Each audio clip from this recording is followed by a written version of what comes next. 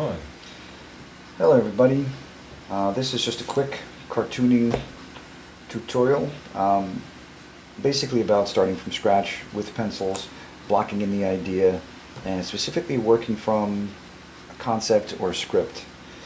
I'm the artist on thievesofeden.com, and you can check us out there. And the Reality Hole is actually a spin-off of thievesofeden.com. This was actually the first cover for the spin-off, and they're called campaigns. Instead of issues, it's campaign 1 to free Congress from forced prostitution. And it's social commentary, political commentary, done in a very just humorous and lighthearted style. Not really out there to mess with anyone, just to, express ourselves in our general disappointment with the powers that be. And this one is campaign number 3, which is actually titled The News Recycle. And the concept is that some things should not be recycled. Why? Because they stink. Pretty basic and straightforward. I don't know if it's any good, but I like it and I think it's funny. So we have done our prelims, which are sort of off-shot.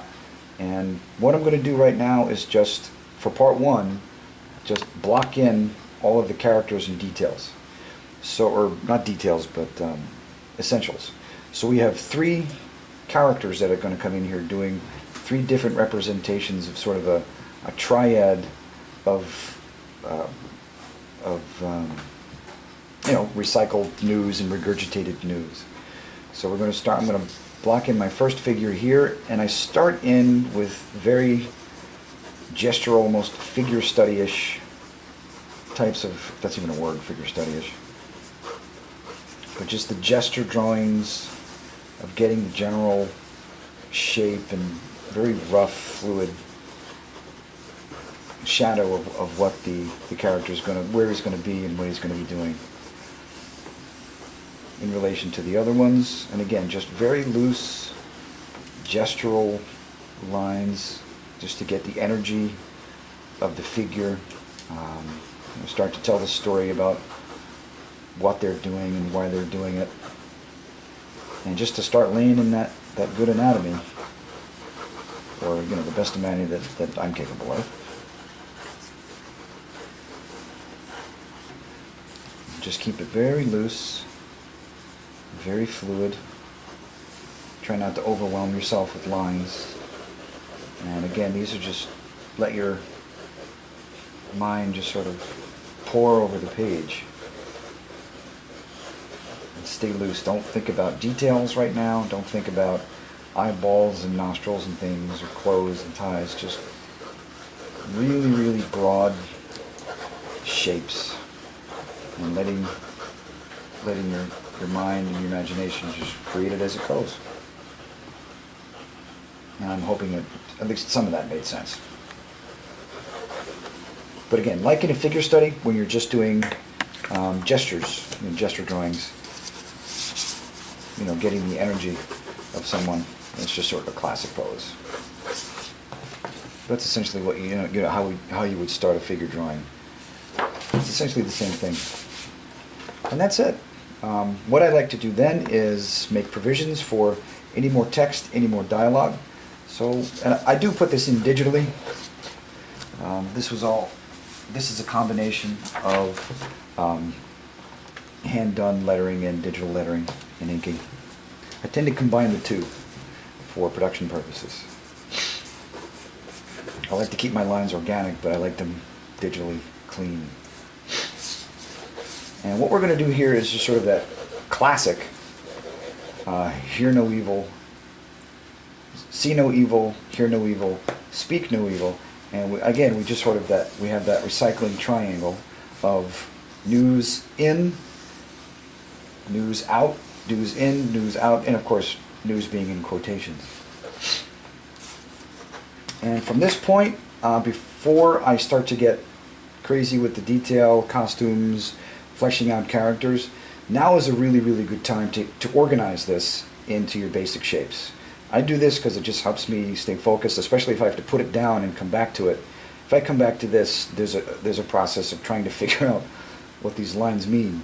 So then I go in and just do a far more recognizable drawing of, you know, the frames and the marquettes. Here's the rib cage, the pelvic mass. You know, I have the quadricep, the leg, the knee, and that's just the classic comic book piping and blocking, basic shapes, which are so very, very useful. I mean, they really are. A lot of people kind of overlook that step. I did for years, and I paid a price. But we're just getting everything in, and this helps us flesh out our positive and negative space. It helps us establish that overall design. We're going with a pyramidal, if that's a word, design, and it helps reinforce our anatomy and the posture of the characters, their you know, their movements, their personality. Like this one is sort of the arched back and very proper, and this one is just sort of gregarious and enjoying themselves, and this one is going to be vomiting, hunched over. And you can see again, we're just doing these large masses and getting everything blocked in. So critical, and the temptation so many times is to get these blocked in and then just start drawing them. You know, okay, I'm going to put a tie on them here, but do it, my advice anyway, I humbly suggest you just do it in phases and keep your mind organized on one process at a time.